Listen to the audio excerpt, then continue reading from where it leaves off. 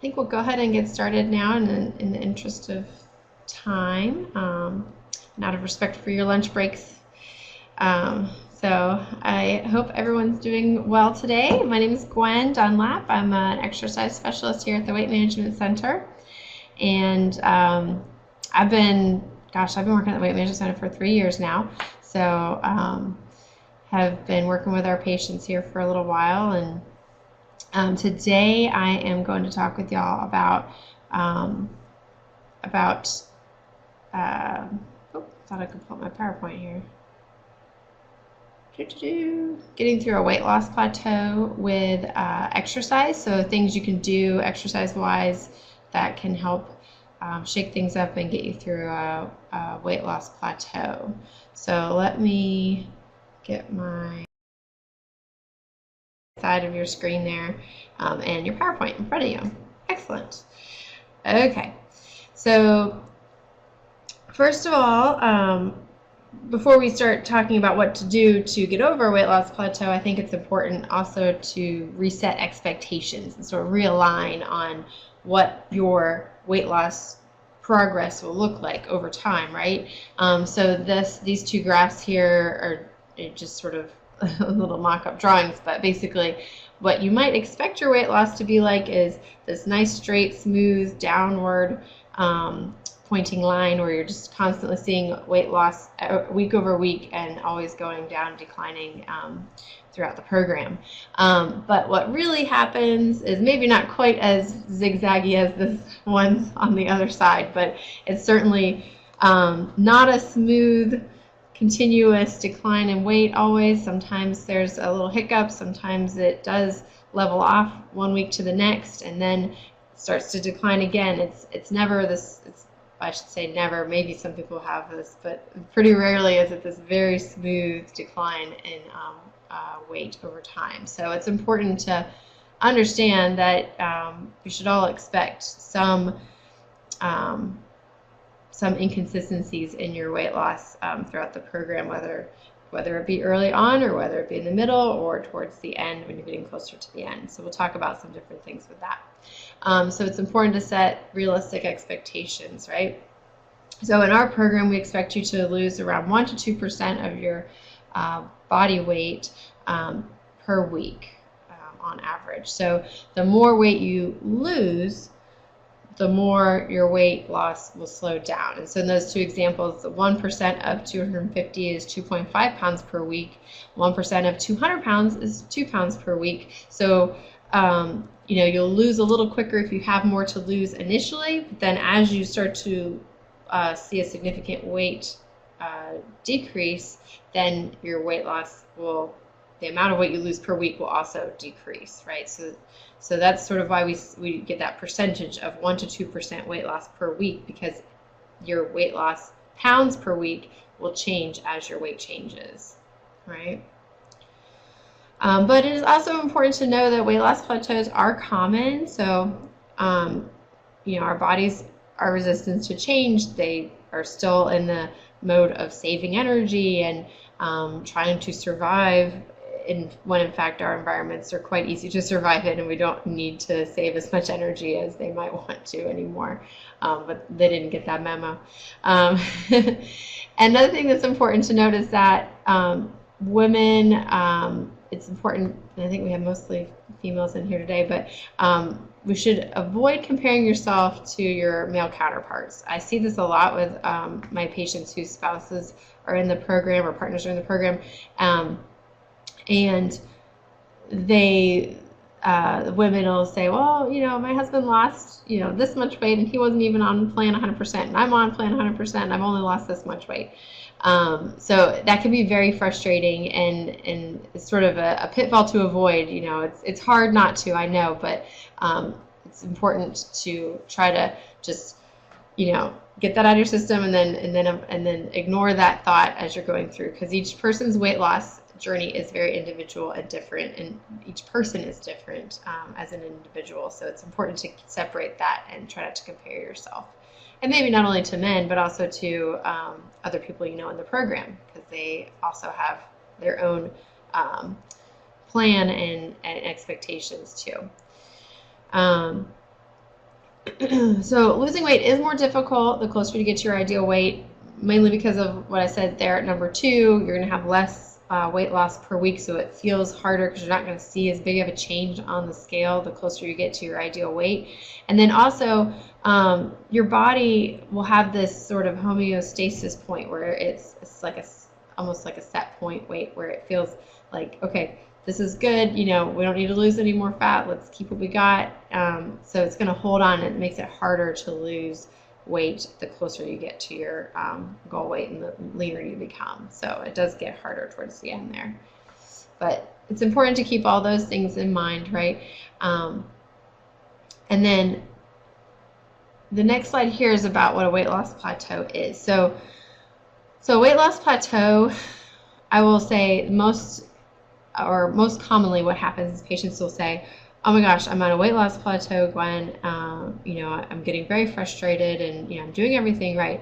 So then I pull up their weight history with us in the clinic, and often what happens is, this is sort of back to the expectations slide, previous slide, but they have only been at the same weight since the last week's visit. So it's only been a week that they're at the same weight. So we don't consider that a weight loss plateau. As frustrating as it may be for the patient's perspective, which we understand for sure, because if you are doing everything, then we would expect that 1 to 2%. But we also expect some hiccups, right? So maybe that week there's something going on, and we'll get to that, some things on the next slide that might be causing that 1 week, that your weight is the same from 1 week to the next. But a true weight loss plateau is going to be where you're weight neutral for 3 weeks. Excuse me. Sorry, it's still allergy season. Where you've been weight neutral for 3 weeks and there's no known cause. So 3 weeks or more and there's no cause. And so that's when we start to say, okay, so if it's 1 week, we're not as concerned, right? But if it's the 3rd week, that's when we usually see a red flag. We're like, okay, what's going on here? Let's analyze everything and look at what this person's doing, what plan we have this person on, and some changes we can make, and some ways we can work with them to get off the plateau. So that's a really important slide right there, is the definition of a weight loss plateau based on what we say is a definition here at the Weight Management Center. This is what Dr. Art always says too, is 3 weeks or more of no known cause of the same weight. So maybe you aren't on a weight loss plateau after all if it's been less than 3 weeks, right? And just cut yourself some slack. Keep pushing through, doing the behaviors you're supposed to be doing, focusing on those things instead of the scale, and then you'll see the scale start to change again. So, but if you really are at a weight loss, or if you feel like you're at a weight loss plateau, another thing to do is to think about, okay, well, what could be causing this weight loss plateau? So there may be some things causing that are beyond your control, and you just have to wait it out, right? But maybe there's some things that are within your control that you can do and change and pay attention to see if you can make changes. So how do you rate your overall adherence to your plan? So each week, whether it's online or on paper, you fill out, or you're asked to fill out a weekly questionnaire that has a scale of from 1 to 5. Overall adherence to the plan. So if you're able to circle a 4 or a 5, then you're pretty adherent. I have some patients that will never circle a 5 because they're like, well, I'm never perfect, and that's fine. So a 4 or a 5, then you're probably good. But if you're rating yourself at a 1, 2, or 3, then you're probably recognizing there's some things that you can work on, right? So we want you to be as close to 100% on plan as possible, right? And that includes tracking on Health Track, or if you use MyFitnessPal or other methods of tracking your food, your exercise, things like that. Sometimes consuming unplanned alcohol is a big culprit of seeing your weight not change. So if you're eating off plan, or if you're consuming alcohol, which might not be on your plan, those things can throw off your weight loss success pretty quickly. And if you are on your cycle that month or that week for the month there, that can cause your weight to stay the same for that week. And oftentimes when I speak with patients that think they might be on a plateau, then we identify one of these things, that they're either unfortunately experiencing constipation, or they're on their period. And and we just say, okay, let's chalk it up to that for this week, and then when we push past that, get through those things, we should see the scale start to move again, and usually do. Another thing to think about is, and this is something we do on our end, is we'll look at your resting metabolic rate and your energy intake and your energy expenditure and make sure that there's not too big of a gap in your energy intake versus energy expenditure. Also considering your RMR. So that's why we measure that resting metabolic rate in the beginning of your program, in the middle, and at the end, depending on the program you're in, the number of times we repeat that measurement. But we look at that measurement to see, okay, do we have too big of a gap here? Are we under consuming calories, and we need to add a little bit more food in to get your weight loss going again? Or are we burning too many calories with exercise and not eating enough to meet that need, right? So there's a fine line there. There's sort of a sweet spot that we want to be at. And then this last bullet point here is about your resting metabolic rate. So it will decrease over time, and we expect that to happen because you're losing weight. So the less body mass tissue you have to keep alive, the less energy it takes to do so. So your RMR will decline over time, but we still reference that predicted equation. We have a predicted equation we reference. We just want your RMR to still stay close to that predicted equation based RMR, that predicted RMR. But it will decrease a little bit over time, but that's just important. It's sort of a thing to know there. Okay.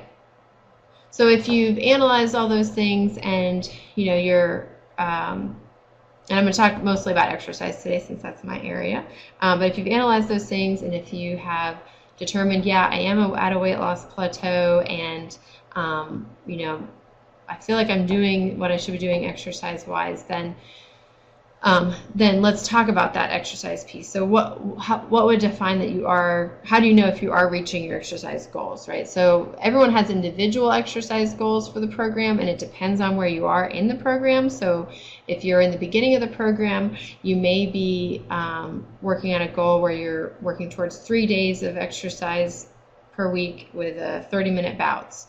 And that may be where you're just starting out, and that's fine. And some people may be a little more than that, or maybe you're working on just incorporating strength training and you're taking walking breaks during your day to get started. So everyone's individual exercise goal is a little different, but in general, we want you to be during active weight loss, so at the beginning of your program, to either the midpoint or mid to end point, depending on how much weight you have to lose. We want you to be getting 150 minutes of exercise per week. And so that usually looks like 30 minutes, 5 days a week for most people, at a light to moderate intensity. So moderate is more ideal, but some people may still be at that light intensity. So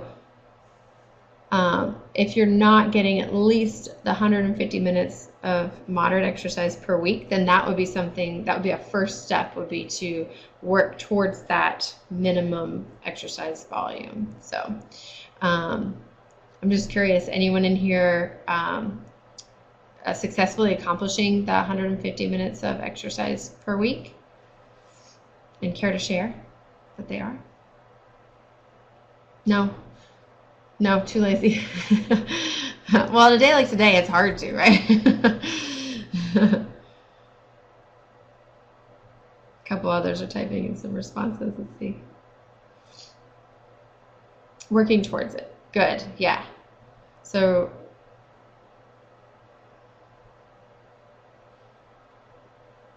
yeah. So Rosanna's working towards that. Mildred, sometimes you get it in, but not 100% of the time. Okay, that's fine. And then didn't realize you could start off light, so you've been wearing yourself out, Stacy. Oh my. So yeah, most important with exercise is we want you to be able to, whatever it is you're doing, we want you to be able to sustain it long term. So it's a good idea to start out light. Obviously, a moderate intensity is where we want to get to, but with any of these components, we want to gradually work up to them so that you're not wearing yourself out all the time or feeling sore all the time, or, yeah. So you could start out light. You could still, so Stacy, you could still back down on your intensity a little bit if you want to, and find a place that you feel like is challenging, but not so hard that you're just spent by the end of your exercise bout. So definitely feel free to do that so we can sustain exercise long term. Because when you go too hard too early, then you can burn out, or you can also put yourself at risk for some injury. So we want to be careful of that. And then Roseanne, you're working towards it. So maybe you started with the goal of like more like 90 minutes a week, or taking walking breaks or some strength training, and then working up to that over time. And that's fine. That's perfectly fine. And Tanya's driving. Okay, well, be careful, Tanya. Maybe pull over. Okay, so we've got some other folks typing in here, so I'll give you all time to type in so that I can respond.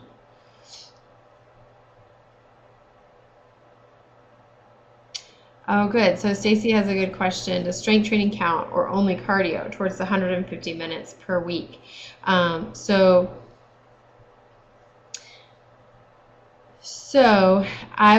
my straight answer to that is no. So strength training typically is separate from the 150 minutes of cardio in our program here. Now, if your strength training is something that is higher intensity strength training, such as like body pump class, or if it's a circuited strength training routine where you're doing strength training with cardio intervals mixed between, right? So you're getting your heart rate up and you're keeping your heart rate up while you're doing your strength training, then that would count towards your 150 minutes. So straight answer, no, but gray area answer would be if you have your heart rate elevated during your strength training, then yeah, if it's an intense workout, it could be. Elaine says that she got sick. I'm sorry to hear that you got sick. And yes, so if you get sick and you're laid up for a week or so, you can lose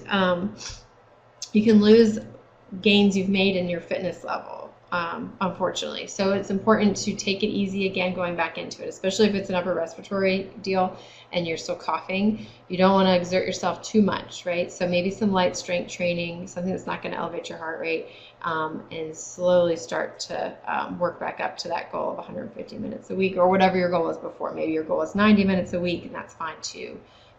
So yeah, good to be flexible, because again, we want to be able to sustain it long term. And then Mildred, you asked the question, when you develop knee or feet issues, what's the best way to get up to those minutes? So Mildred, there are an abundance of resources online these days. YouTube is a great resource for exercise videos online that you can follow. And yeah, and Elaine mentioned the senior class at the Y that combines cardio with strength training, so that's good. So there are senior classes, senior classic class. Okay, so maybe it's called Silver Sneakers or Silver and Fit, or there's a variety of, there's an arthritis foundation class. The YMCA's offer a lot of these classes that are modified where they sit in a chair and offer seated cardio options. There's also YouTube videos that you could look for chair cardio routines. And those are free, and you could do those at home. Just pop up your computer screen and follow along. So chair cardio could be a good option for you, Mildred, or potentially water aerobics. Water aerobics is a great option, and it alleviates, excuse me, takes the, yeah, exercise bike is another good option too, Elaine. Yeah, thank you. So exercise bike, water aerobics takes a lot of, creates buoyancy around your body, so there's less intensity, less impact, excuse me, on your knees and feet. It could be possible that's a good way to do it. And good job doing strength training at home today, Elaine. Good job. So yeah, definitely with exercise, you got to be flexible, and you have to be lenient with yourself, and pay attention to your body, because you don't want to overexert, you don't want to be too sore, you don't want to go too hard too fast, right? And so we'll get to some what's called the FITT principle here later on in the slides, and that can help you in designing and progressing your exercise plan. Okay. Yeah, all very good questions. Thank you.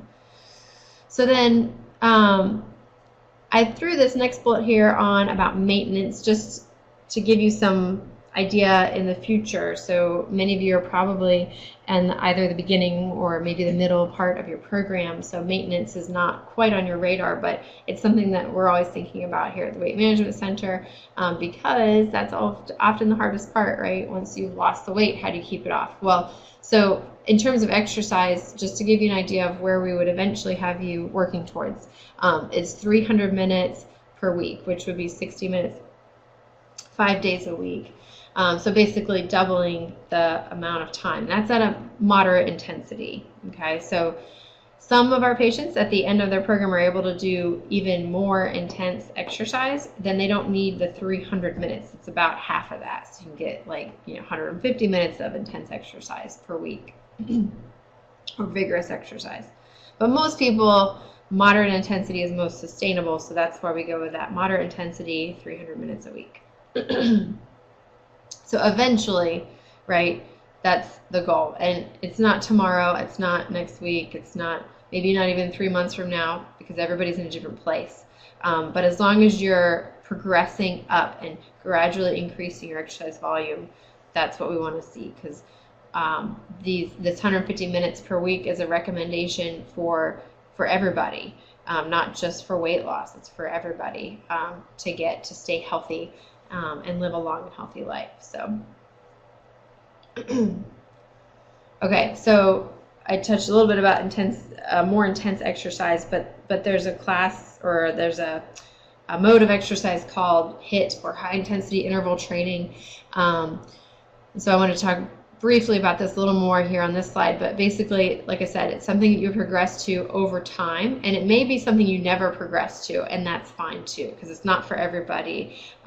That's completely fine. Don't feel like you have to work at a vigorous level to accomplish your exercise goals and to maintain success with your weight loss and to maintain your weight that you've lost, right? So you don't have to work at a vigorous level. But if you can, and if you like to, then it's a good option. It's a very efficient way of working. And these are the guidelines. Basically, it means you don't have to work out as long because you're working out a lot harder than you would be otherwise. So, but it's popular. And one of my colleagues just got back from a conference on exercise from the American College of Sports Medicine annual meeting. And she told me about high intensity interval training with walking. So that's another version of high intensity interval training, but instead of doing crazy things, some things that people might find crazy, not all of us think they're crazy, I guess, but anyway, like jumping on boxes or sprinting or burpees or, truly high intensity exercises that are just inherently high intensity, you can do it with walking. So it's like interval training with walking, where you walk faster for a certain amount of time or a certain distance, and then you walk slower. So you could apply the high intensity interval training, the interval training philosophy to walking as well. So she's sharing more information with us about that. Maybe we'll have more to come on that later. But okay, so with exercise, things to do when you're addressing a weight loss plateau with exercise. So some things to do are applying a lifestyle change such as the NEAT principle. So I'll go through this one a little bit more in the next slide, but then there's also the option of manipulating your exercise in some way, shape, or form, either the volume, the amount of exercise you get, or the intensity. Tracking your exercise, your food intake, using Health Track, measuring your food for a week. So, sometimes one of our behaviors calls it portion creep, where you're not aware of it, but maybe your portions are getting a little bit bigger, and so it's a good idea to re-measure everything and see if you're still on track with what your portions should be. So let's talk a little bit about the NEAT principle and then manipulating your exercise principles using the FITT principle, right? So, excuse me. So this little picture here shows your energy expenditure, and this is just sort of this is slightly generalized for everybody, but your resting metabolic rate here is the majority of your calories burned in a day. So that's what we measured when we did that breathing test in the beginning of your program. So we measured your resting metabolic rate, and that number of calories is the bulk of your calorie burn in a day. And then next, you do have a slight thermic effect from food. So when you eat something and you're digesting it, your resting metabolic rate goes up a little bit. You have that thermic effect from digesting the food, processing that energy, storing it in your muscles, or the like. And then we have your physical activity or exercise expenditure, right? So non-exercise physical activity is where this NEAT principle comes in. Excuse me. And then exercise is usually a little smaller, because your non-exercise physical activity is basically your daily activities. So like when you take the stairs, when you park further away, those sorts of things, getting up from your desk. That's a way to burn some extra, a way to burn exercise, excuse me, I can't talk, a way to burn calories. So the NEAT principle, or non-exercise activity thermogenesis, it represents energy expenditure of all unplanned physical activity. So in exercise, we define physical activity and exercise to be two different things. Exercise is something that's structured, planned, you've dressed out for it, or you've gone to a class, or you've gone out with the intent of raising your heart rate, challenging your muscles, something like that. Physical activity is just sort of, it might be incidental, or something that you're like, yes, I'm deliberately parking further away, I'm taking the stairs, I'm going to take a casual walk maybe to chat with my neighbor, but it's not necessarily for exercise because the intensity is sort of intermittent walking, stopping, talking, right? So some more examples there: pacing while you're on the phone, taking multiple trips to pick up around the house. House got cut off there, but anyway, pick up around the house. Getting up to walk every 30 to 60 minutes. Is anybody in the class today working on your increasing your daily activity with any of these examples, or anyone have additional ideas of things that they do to increase their non-exercise activity?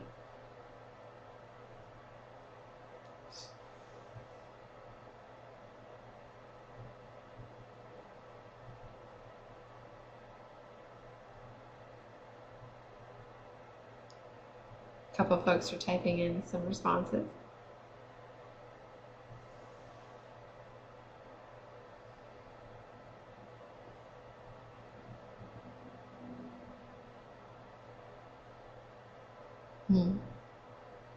Oh, great. So Mildred's using her Fitbit to get 250 steps an hour every hour.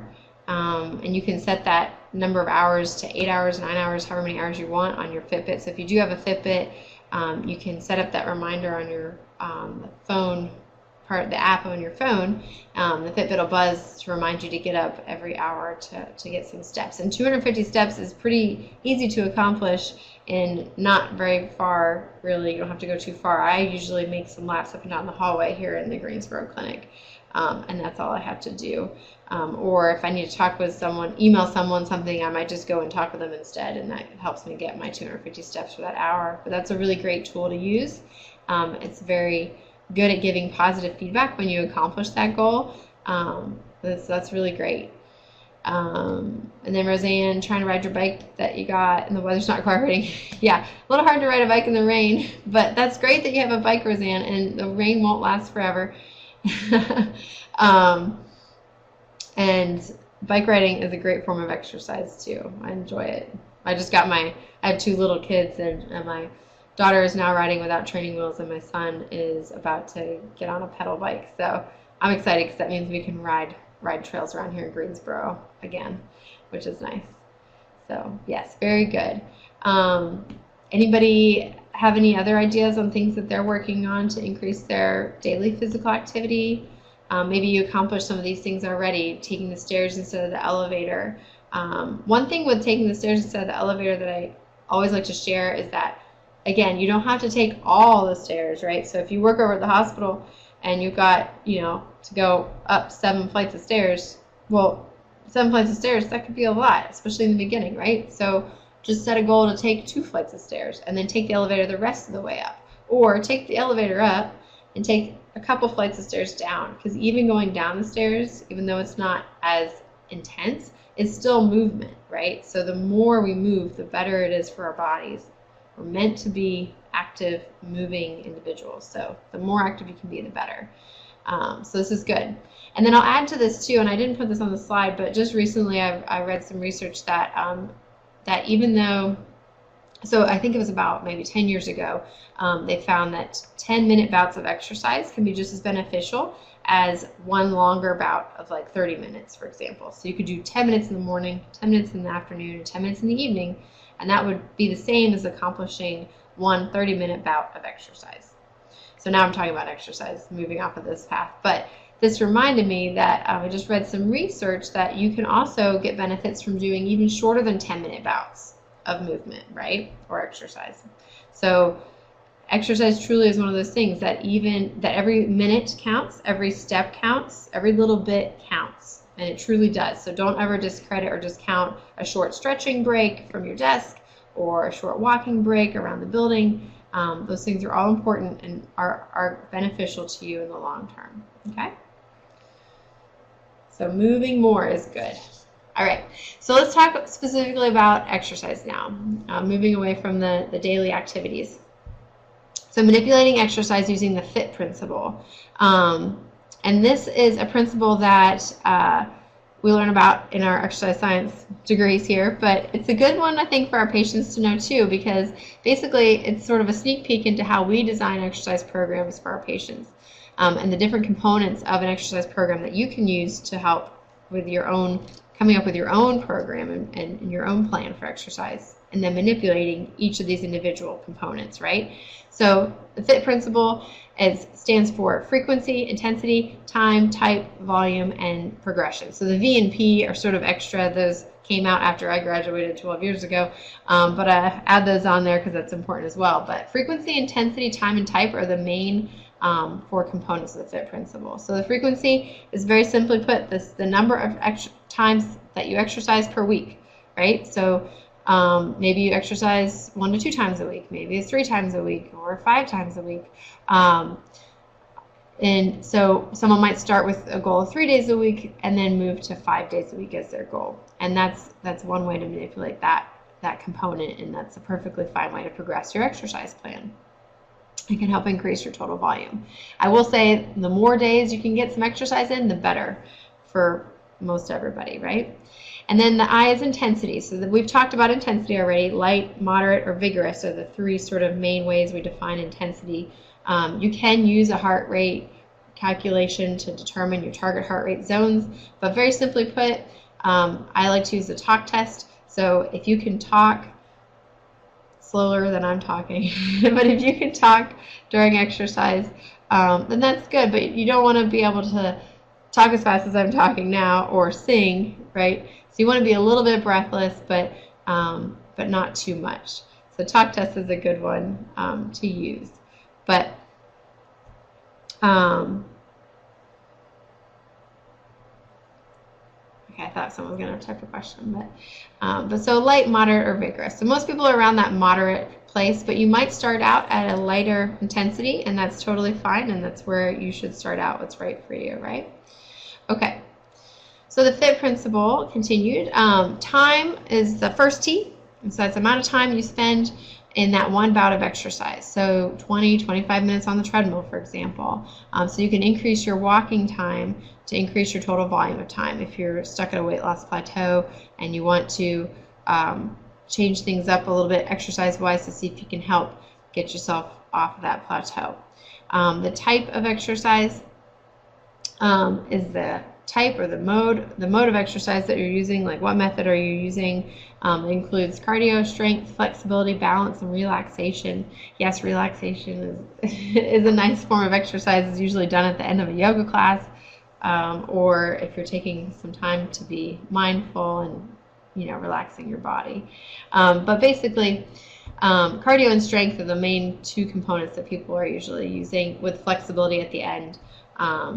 So you could add in some new types of exercise. So if you're at a weight loss plateau and you're doing the same, you've been walking at the same intensity, the same frequency, and the same amount of time for a while, then maybe change up the type of cardio you're doing. Switch from walking to maybe riding a bike, or to maybe trying a new group fitness class, or doing some, if you've been doing chair cardio exercises, then maybe try taking a chair cardio class at the YMCA and changing up a little bit by the style of chair cardio you're doing. So it's good to try new things and incorporate new modalities of exercise anyway, but it can also help you with your weight loss plateau to add new challenges, okay? And there was a study about implementing strength training that can have large benefits to your weight loss and weight maintenance of lean mass. So strength training, if you're not doing it already, definitely an important component to add in. So we mostly talk about cardio and strength, like I said. So if you're missing that strength training component, that's something to really strongly consider adding in while you're losing weight. You want to maintain that lean mass, right? Maintaining that lean mass can help keep your resting metabolic rate in a good place and help you come out with a good body composition at the end. Okay. So then the V and the P. The V is for volume, and basically that's just the frequency and time. So you just multiply frequency by time, right? And we already talked about that being, around 150 minutes a week of cardio. And so you can you can play around with the frequency and the time to change the volume of exercise that you're doing. Okay, so then the P is progression, and this is probably the part that encompasses all of those other parts that you might change.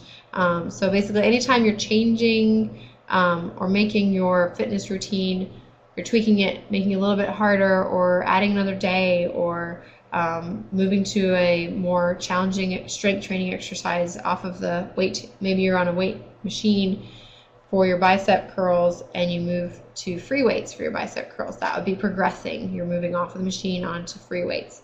Or if you're doing 10 repetitions and 2 sets and then you move to doing 12 repetitions and 3 sets, that's progressing your strength training routine. So you're adjusting any of those variables.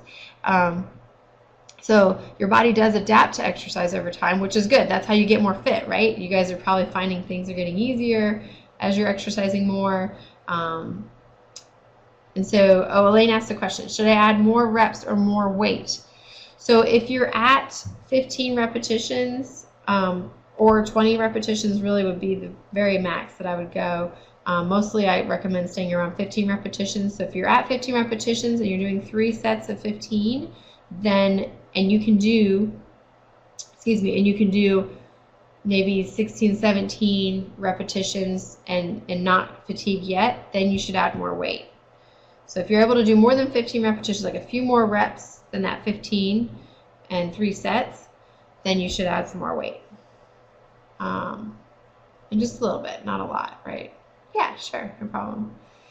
Because this overload principle is what Elaine's alluding to here, one of the bottom bullets, but the overload principle there in bold, you need to continuously challenge your muscles in order to have them get stronger and they adapt to the new stimulus, the new weight you're lifting, or the new way that you're lifting the weight, or the new weight training exercises or the new weight training exercise you're doing.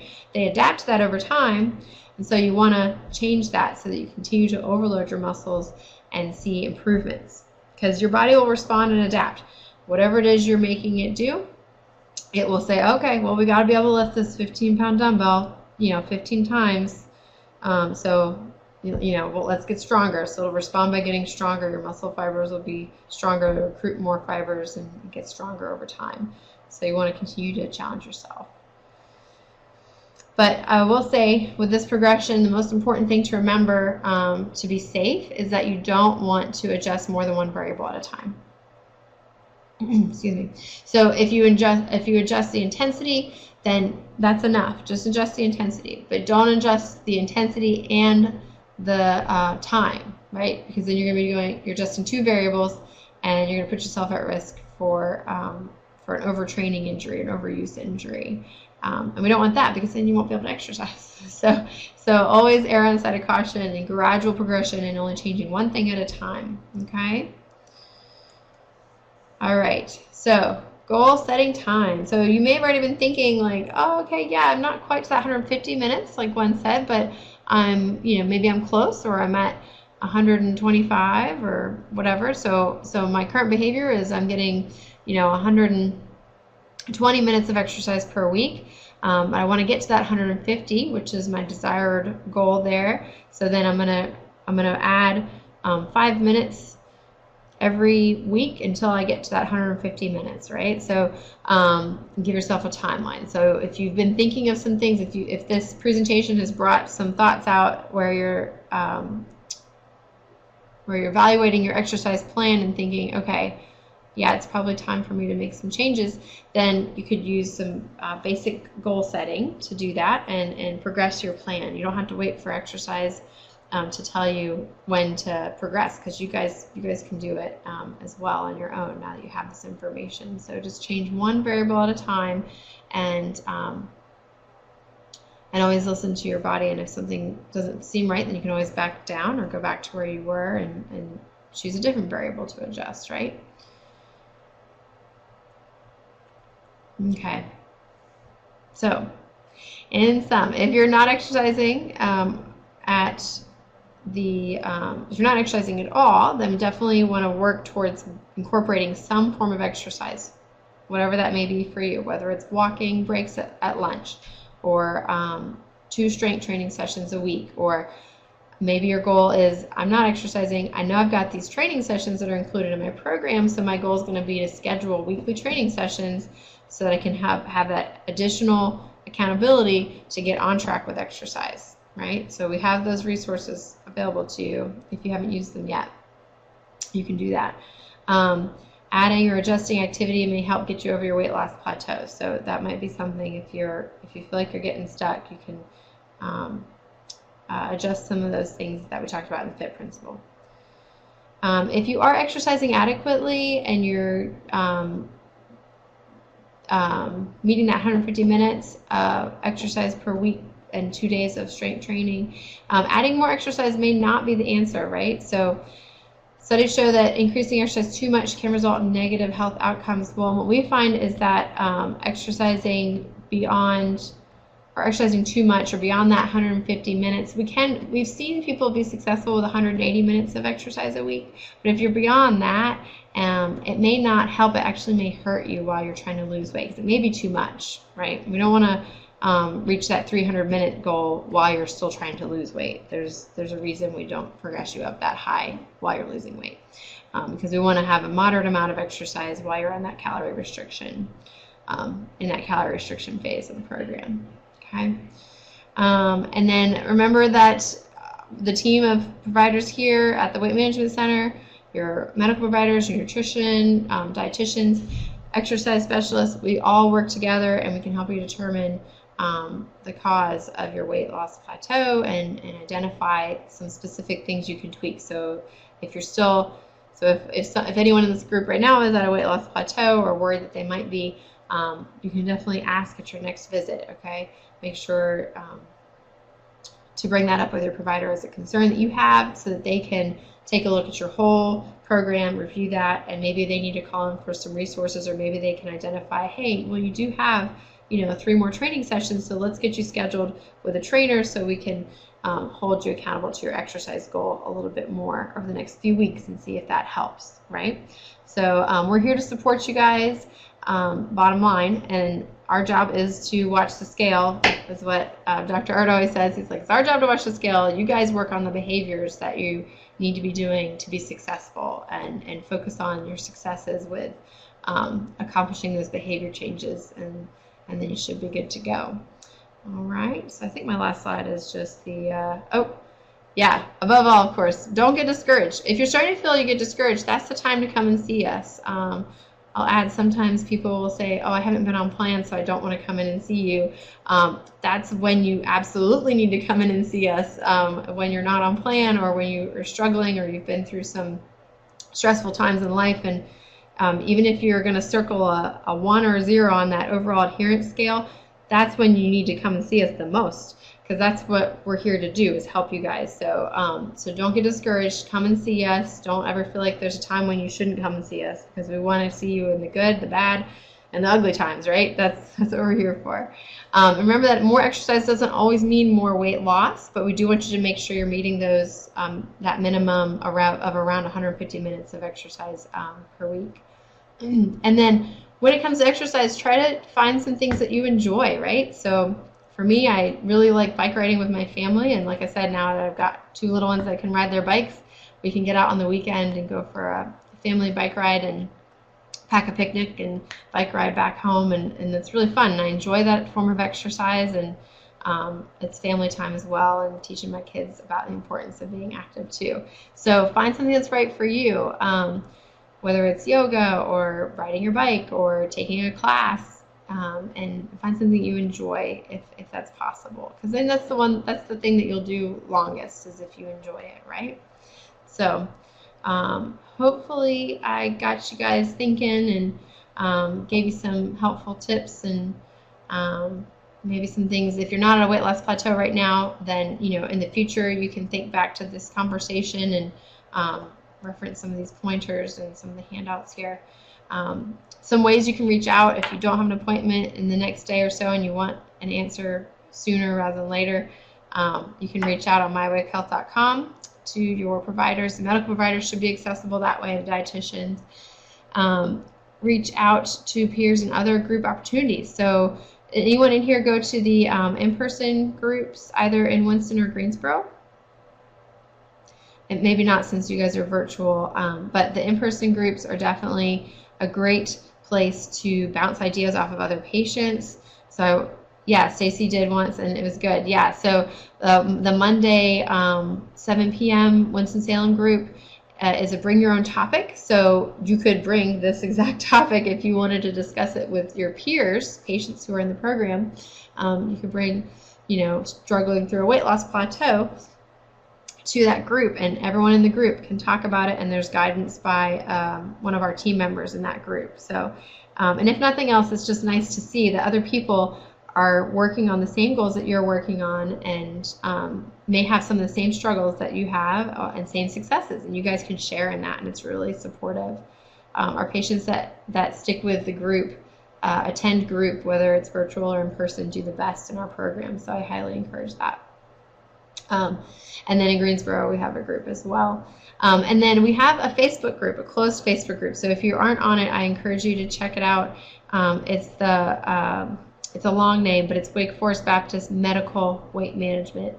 And so check out our Facebook group. You do have to request to join, and we need your date of birth so we know that you really are a patient.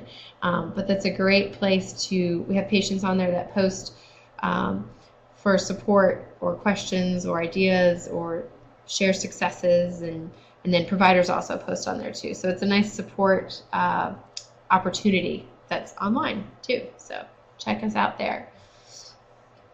Excuse me. Okay, and then there's some of my references, and there's some other articles there, but you have copies of the PowerPoint that you can download off of the files there, and a handout that sort of summarizes the PowerPoint slides as well, so feel free to take those.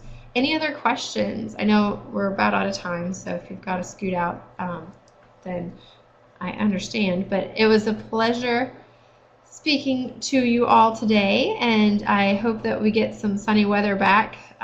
It is spring, so I guess we should expect some rain, but hang in there and bring some of that exercise indoors, do some indoor stretching, and take some group exercise classes inside, and then get back outside when the sun shines back. Or if it's not raining too hard, you can still go outside for a walk, right? All right. Stacy's typing something. Oh, thanks. Yeah, thanks, Stacy. I will, certainly. All right. Well, thanks, everybody, and I wish you continued success in our program, and never hesitate to reach out, and thanks for joining. All right. So at the end of this, there is a quick survey, so if you can give me some feedback on how I did today, I would greatly appreciate it. Thanks, Roseanne. Appreciate it. Thanks, Linda. All right.